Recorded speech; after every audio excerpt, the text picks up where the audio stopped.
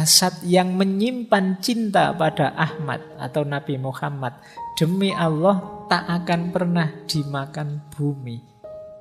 Bagaimana tanah akan menghancurkannya, sedangkan cinta pada Nabi ada di hatinya dan pujian pada Nabi ada pada lisannya.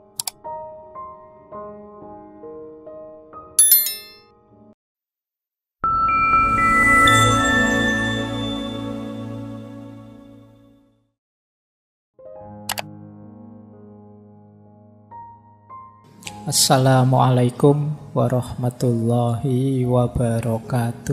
Bismillahirrahmanirrahim. Alhamdulillah, mari kita maknai hujan ini sebagai rahmat. Jangan dimaknai hujan sebagai penghalang. Jadi hujan itu fakta. Kita membacanya sebagai rahmat atau sebagai penghalang, itu pikiran kita. Kalau bahasa filsafatnya itulah makna. Maka mari kita maknai hidup kita. Apa saja fakta yang terjadi yang kita temui secara positif. Biar kita bahagia. Kita diberi apa saja oleh Allah, ayo dibaca secara positif. Biar apapun yang diberikan oleh Allah itu melahirkan syukur. Misalnya, wah waktunya ngaji kayak gini, hujan kok yo ngantuk ya. Nggak apa-apa, fakta ngantuk itu bacalah sebagai rahmatnya Allah. Alhamdulillah aku masih dikaruniai ngantuk. Bayangkan kalau makhluk Allah yang namanya ngantuk itu tidak ada. Begitu kalian pingin tidur langsung tiba-tiba pules, itu kan lebih merepotkan lagi. Karena ada ngantuk, kalian nyari-nyari posisi untuk bisa dapat tempat tidur yang enak. Apapun itu, ayo dibaca. Tidak ada makhluknya Allah, ciptaannya Allah itu yang tidak bisa jadi jalan untuk kita bersyukur dan tambah dekat sama Allah. Bahkan yang mungkin menurut kita negatif. Wah, saya sakit Pak, tidak bisa hadir ngaji. Sakit itu bisa kalian baca sebagai musibah, meskipun bisa juga kalian membacanya, Alhamdulillah saya sakit Pak, dosane berkurang. Alhamdulillah saya sakit Pak, sekarang saya ngerti betapa manfaatnya kesehatan. Nah itu caranya ya, biar hidupnya tidak gampang sumpek, tidak gampang galau, gelisah. Mari kita baca. Wong yo label itu kan dari kita, makna itu kan dari kita. Bahkan fakta-fakta yang paling pahit sekalipun bisa kita bunyikan dengan makna yang positif. Tentu saja mungkin kalau yang jelek, yang pahit, memaknainya ini adalah pelajaran biar besok tidak begitu lagi. Oke, baik. Ini kalau Syekh Abdul Qadir Jailani lagi pengajian kok hujan, hujannya disuruh berhenti. Ya kan ada ceritanya begitu, beliau langsung teriak, wahai hujan berhenti, ini orang-orang mau belajar. Nah, itu Syekh Abdul Qadir Jailani. Baik, kalau kita ya kita nikmatilah. Kalau doanya Rasulullah, shayyiban nafi'an. Semoga yang hadir, yang tercurah dari langit malam hari ini itu adalah curahan yang bermanfaat, curahan anugerahnya.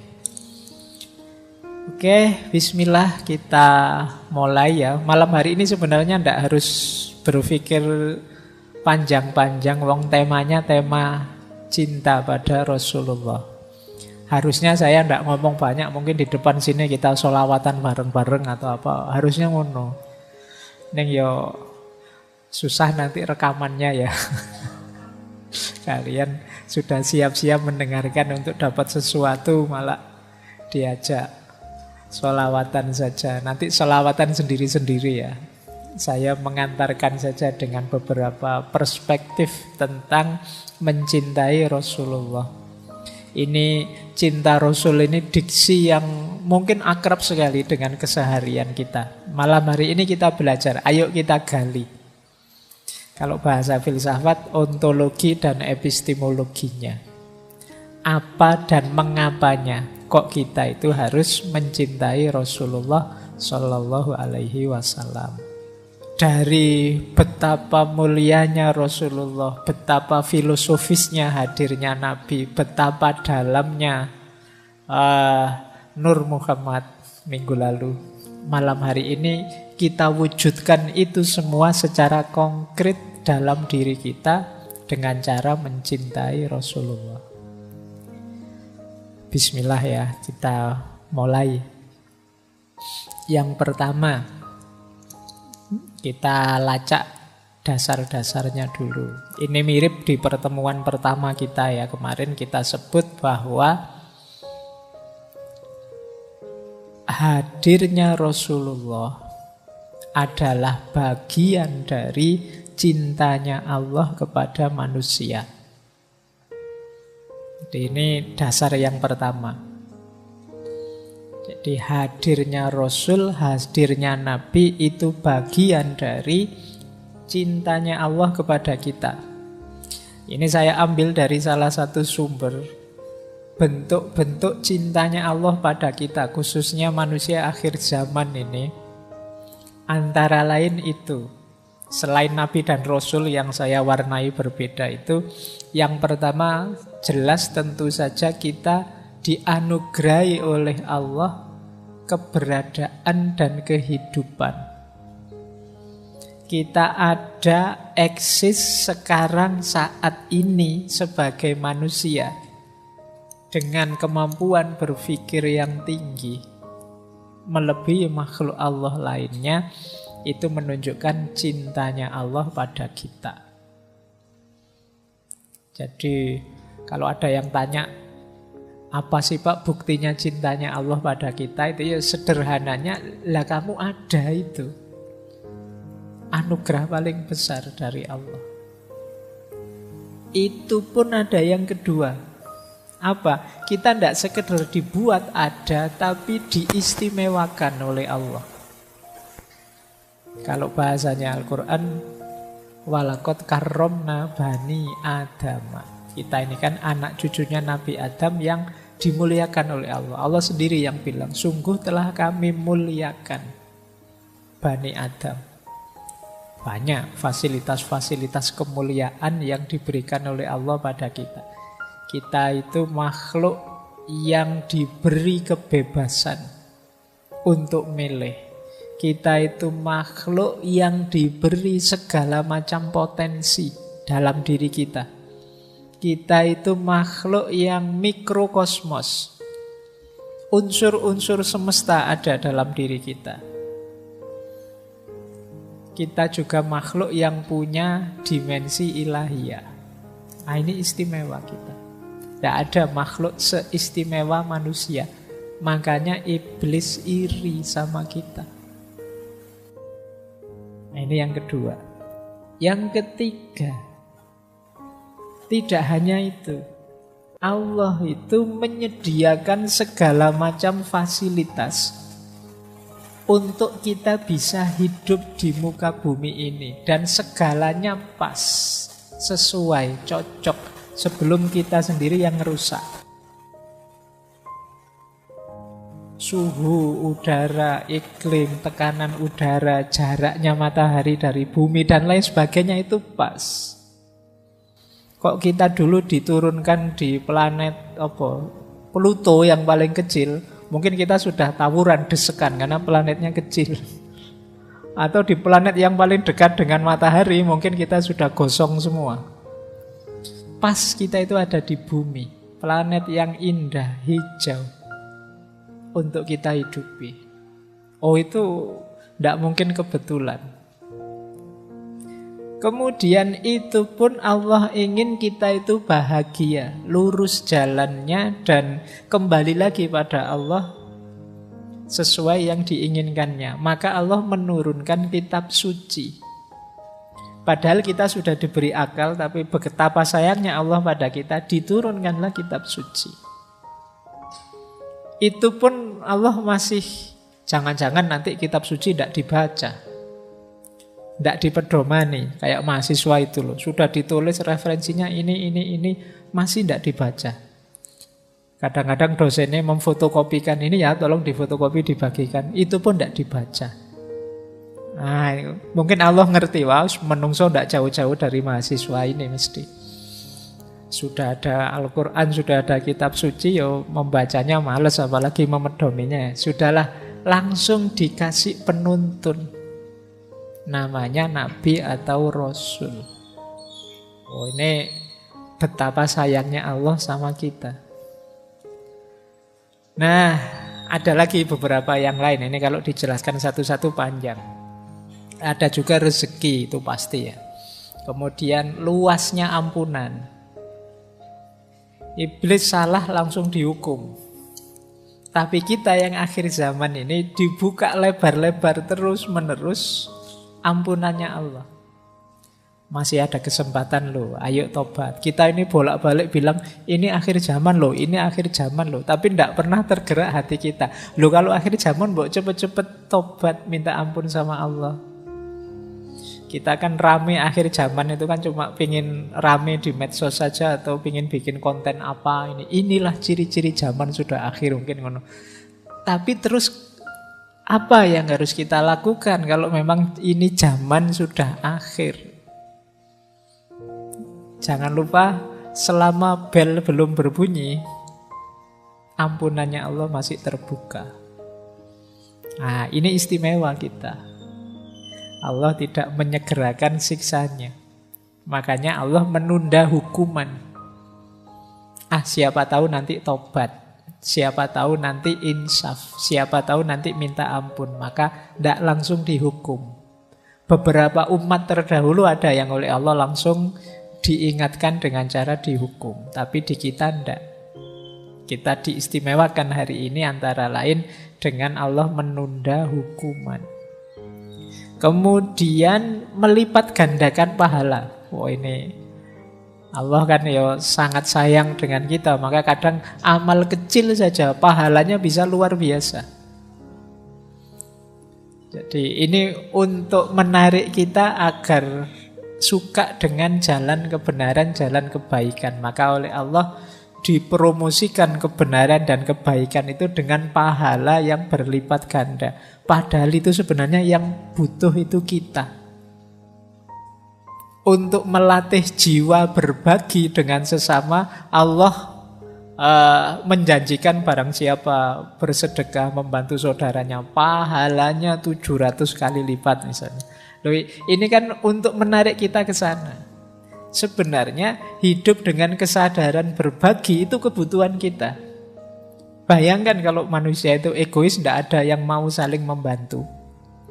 Tidak ada yang mau meringankan tangannya, saling menolong sesamanya. Hidup ini akan berat sekali. Tidak hanya yang kaya pada yang miskin. Kalau orang miskin juga tidak mau bantu yang kaya, tidak ada yang mau disuruh kerja, motong rumput, tidak ada yang mau disuruh jadi juru masak, tidak ada. Ya pontang-panting juga yang kaya. Kesadaran saling berbagi, saling membantu, saling menolong, itu kan kebutuhan kemanusiaan. Allah tahu kita sangat memerlukan itu, maka kita diberi tawaran, kita dipromosikan, yuk melakukan itu. Ada berlipat-lipat pahala untuk itu. Itu sebenarnya untuk kita tertarik ke sana. Itu kayak kalian punya adik atau punya anak kecil yang disuruh belajar. Terus kalau kamu rajin belajar nanti ranking 1 tak beliin HP baru misalnya. Nah, itu kan tertarik kan adikmu untuk belajar serius. Biar dapat HP baru. Padahal targetmu kan tidak ke situ. Tidak apa-apalah kamu mikir HP baru. Yang penting kamu belajar beneran dan nanti pinter. Tidak apa-apalah kamu mikir pahala yang berlipat-lipat. Insya Allah nanti dikasih kok memang sama Allah. Tapi yang lebih penting lagi, jiwamu terbentuk jadi orang baik. Itu bukti sayangnya Allah. Kemudian mengabulkan permohonan. Jadi Allah sendiri yang bilang, mintalah, aku kabulkan. Saya tidak tahu teman-teman di sini masih aktif berdoa atau tidak. Atau doanya formalitas. Sudah terlanjur apal ya doa itu aja sejak dulu ya itu saja. Padahal kamu juga tidak tahu maksudnya apa. Apalannya ya kui. Mintalah. Allah akan memberi. Nah, ya dengan syarat dan ketentuan tertentu ya. Syarat dan ketentuan berlaku. Karena mungkin nanti teman-teman bisa kembali ke sesi dulu kita pernah membahas tentang filosofi doa. Kemudian ya kita diberi ujian, kita diberi peringatan. Jadi Allah itu sering menegur kita. Kita saja yang tidak sadar. Peringatan dan teguran Allah itu bentuknya tidak selalu sakit ataupun tidak selalu hal-hal yang kita tidak suka. Kadang-kadang sesuatu yang enak, sesuatu yang nyaman, itu juga sebenarnya ujian untuk kita. Jadi mari kita sadari betapa cintanya Allah pada kita, antara lain dengan menurunkan Rasul. Jadi ini frame pertama ya, kita pahami hadirnya Rasulullah yang harus kita cintai itu sebagai bagian dari cintanya Allah pada manusia. Lanjut. Nah, kalau cintanya manusia pada Rasulullah itu hakikatnya juga bagian dari cintanya manusia pada Allah. Kadang ada orang tanya, Pak, saya itu cintanya Allah sajalah, tidak pakai yang lain. Lah Rasulullah, tidak, wong ya Allah saja. Tidak begitu cara berpikirnya. Jadi cinta kita pada Rasulullah itu bagian dari cinta kita kepada Allah. Jadi lingkaran besarnya adalah cinta pada Allah. Yang bagian dari kecintaan kita pada Allah itu cinta kita pada Rasulullah. Nah itu kategori-kategori cinta. Kalau teman-teman membaca kitab-kitabnya Imam Ghazali, ada istilah mahabbatullah, ada istilah mahabbatu ma yuhibbuhullah, ada istilah mahabbah fillah, dan ada istilah mahabbah lillah. Nah ini mari kita pelajari pelan-pelan biar tidak keliru. Yang pertama mahabbatullah. Mahabbatullah itu ya cinta kita pada Allah. Ini pernah kita pelajari 1 bulan, mungkin bulan Februari kemarin itu, yang cinta pada Allah. Konsep-konsepnya Syekh Abdul Qadir Jailani, Ibnu Athaillah Sakandari dan lain-lain. Itu mahabbatullah.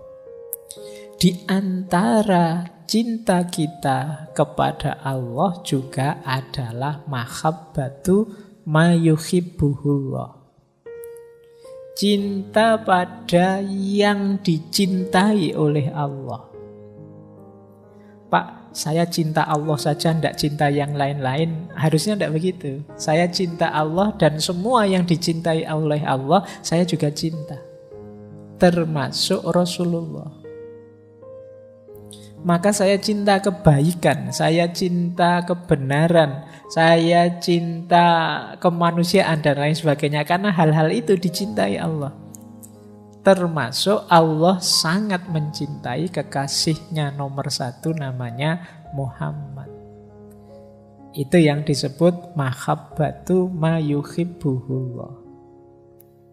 Yo kalau kayak kalian kalau punya pasangan, punya pacar misalnya, itu kan biasanya kalian tidak hanya seneng pasanganmu saja, tapi hal-hal yang berhubungan dengan pasanganmu kan kamu juga ikut seneng. Kadang-kadang awalnya kamu tidak seneng, tapi lama-lama ikut seneng juga. Pacarmu suka drama Korea, awalnya kamu tidak suka, opo drama Korea itu, aktor dan aktrisnya kok sama-sama cantik misalnya. Nah, tapi karena harus menemani, lama-lama ya ikut seneng. Jadi biasanya hal-hal yang dicintai oleh yang kamu cintai, kamu juga akhirnya menyukai juga. Nah, mahabbatu ma yuhibbuhullah itu gambarannya semacam itu. Saya mencintai Rasulullah karena apa? Rasulullah itu sangat dicintai oleh Allah. Nanti ada orang yang pakai logika, opo pantes ya saya itu mencintai Allah, wong kelakuanku kayak gini. Sudahlah, saya minta diantarkan saja oleh Rasulullah yang sangat dicintai oleh Allah. Nah, ini namanya mahabbatu ma yuhibbuhullah. Cinta pada apa yang dicintai oleh Allah. Ini nanti sebenarnya luas.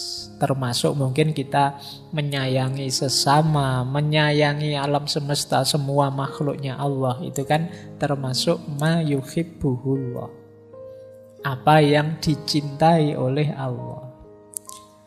Oke, berarti memang perilaku-perilaku, sikap, pikiran yang isinya kebencian-kebencian terhadap makhluk Allah apapun dan manapun, kita harus hati-hati. Karena tentunya Allah sebagai pencipta mencintai ciptaannya yang mana saja. Jangan sampai kebencian kita pada makhluknya Allah yang mana saja membuat Allah murka. Karena betapapun semua makhluk ya ciptaannya Allah. Oke, baik. Itu yang kedua ya. Kalau mahabbah fillah itu mencintai Allah ya di jalan Allah. Itu mahabbah fillah. Itu kan kadang-kadang teman-teman kan sekarang banyak yang pakai kalimat ikhwani fillah. Wah, fillah itu berarti memang di jalannya Allah.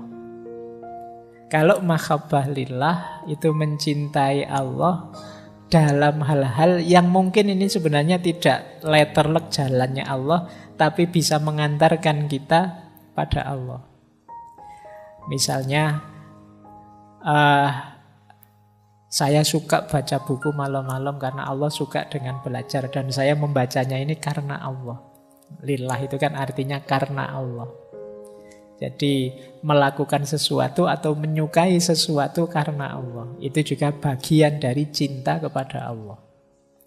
Aku menyukaimu karena Allah. Makanya kayak kita pacaran yang syar'i ya. Kita misalnya itu kamu kan harus ngatur kan, tidak boleh macam-macam kalau syar'i itu. Tidak boleh pegang tangan, tidak boleh lihat aurat, tidak boleh deket-deketan. Nah, kan. Nah, kenapa begitu? Karena lillah. Aku melakukan ini karena Allah. Nah, nanti kamu atur sendirilah. Mungkin lewat WA saja, tidak usah pakai selfie-selfie, tidak usah pakai. Atau yang syar'i itu kalau pas mau memulai apel pacaran, kita mulai dengan berdoa, baca Fatihah dulu. Kayak ngaji filsafat itu. Oke, itu lillah namanya, karena Allah. Baik. Ini sudah dijelaskan dulu waktu kita membahas tema mahabbatullah. Jadi cinta Rasul itu mahabbatu ma yuhibbuhullah, dan juga bagian dari hubbullah, cintanya Allah pada manusia. Nah, ini teori yang awal. Kita lanjut.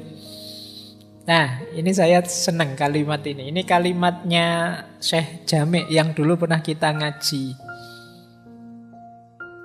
Yusuf Zulaikha. Ini kalimat menarik. Jadi waktu Nabi Yusuf sudah sukses, itu beliau bertemu lagi dengan Zulaikha yang sudah tidak lagi jadi putri, sudah jadi orang biasa yang mengenaskan nasibnya, sudah tidak secantik dulu lagi, bahkan sudah tua. Nah, ini terus ada pernyataan semacam ini dari Allah. Ceritanya Nabi Yusuf itu, oh ini Zulaikha yang dulu ya, kok masih hidup ya. Mungkin begitu bahasanya. Mungkin kalau kamu ketemu mantanmu, ketemu lagi, kamu kok tambah mengenaskan sekarang. Nah, ini kalau di Syekh Jami' wong itu novel ya. Jadi, tapi kalimat ini dalam maknanya. Jadi kata Allah begini, kenapa kok belum meninggal si Zulaikha ini. Kan dia sempat memfitnah Nabi Yusuf. Kata Allah, aku belum mengambilnya. Sebab dalam dirinya terkandung cinta kepada orang yang juga aku cintai. Karena ia sangat sayang padamu, bagaimana engkau mengira bahwa aku akan mengambil hidupnya?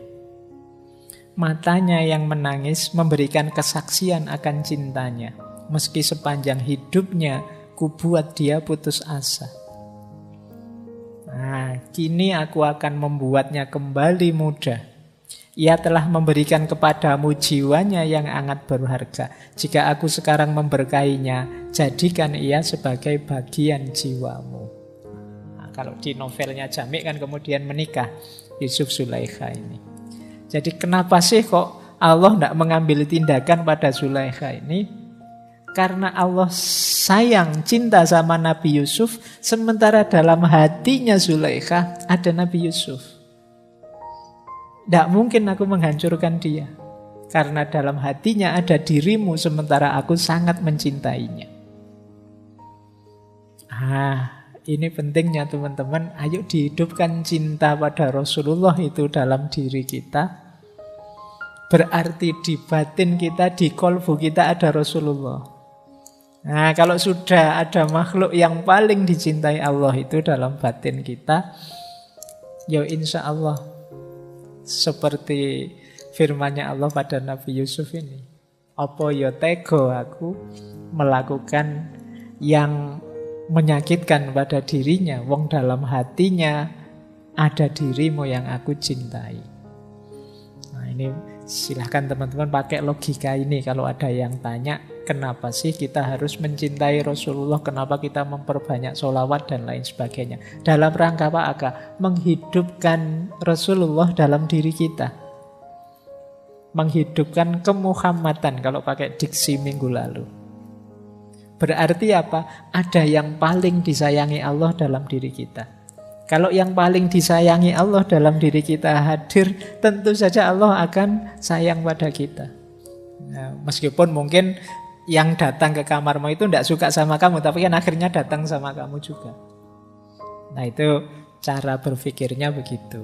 Nah, ini saya ambil dari kisahnya Yusuf dan Zulaikha dari Syekh Abdurrahman Jami. Tapi memang ada juga kisah nyata. Kalau tadi kan karangannya Syekh Jami. Kisah nyata tentang Rasulullah. Ini saya baru saja dapat tadi sore. Jadi ada seorang ulama bernama Syekh Isa Bayanuni. Beliau ini dari desa Bayanun di kota Aleppo, Suriah. Syekh Isa ini sangat mencintai Rasulullah. Sampai satu ketika beliau bermimpi bertemu Rasulullah. Rasulullah terus bilang padanya, wahai Bayanuni, kami sudah menyiapkan tempat untukmu di dekat kami. Nah, setelah itu Syekh Isa ini berangkat haji ke Mekah. Ziarah di makamnya Rasulullah. 3 hari setelah ziarah beliau sakit terus wafat. Dimakamkan di pemakaman Baqi Madinah tahun 43. Tidak lama, beberapa tahun setelah wafat, makam beliau dibongkar. Karena biasa kalau di sana kan makam itu ditumpuk-tumpuk. Dan ternyata jasad beliau masih utuh. Meskipun sudah beberapa tahun. Orang-orang takjub. Tapi terus orang-orang paham. Kenapa kok bisa begitu? Dari syair beliau sendiri. Jadi beliau menulis syair yang sangat indah, yang maknanya ternyata persis sama dengan yang dialami. Jadi beliau nulis syair seperti ini. Jasadun tamakkana hubbu Ahmadin fihi tawahi innal ardo la tablihi. Jasad yang menyimpan cinta pada Ahmad atau Nabi Muhammad, demi Allah tak akan pernah dimakan bumi. Au kaifa yablihi turab wa hubbuhu fi qalbihi wa madkhuhu fi fihi. Bagaimana tanah akan menghancurkannya sedangkan cinta pada Nabi ada di hatinya. Dan pujian pada Nabi ada pada lisannya. Akfir alaihi minas sholah. Perbanyaklah sholawat pada Nabi. Fa innaha nurun likobrika indama ta'wihi. Karena itu akan jadi cahaya di kuburmu saat engkau memasukinya. Nah, ternyata beliau sendiri yang nulis syair seperti ini dalam rangka cintanya pada Rasulullah. Dan oleh Allah bunyi syair ini dibuat persis sama dengan kondisi beliau sendiri. Kalau ini kisah nyata. Nah, baik. Ini logikanya sama. Jadi kalau dalam diri kita ada cinta pada Rasulullah, kalau Rasulullah hidup di hati kita, bahkan tanah pun tidak akan berani menghancurkan kita. Kalau mulut kita terbiasa memuji kekasihnya Allah, ya tanah juga tidak akan berani menghancurkan jasad mulut kita. Nah, ini cara berpikirnya saat itu. Baik. Ini ya, jadi ini dasar-dasarnya, logik-logiknya. Kalau teman-teman bertanya, kenapa sih hubungan dengan Rasulullah itu harus ke tataran cinta?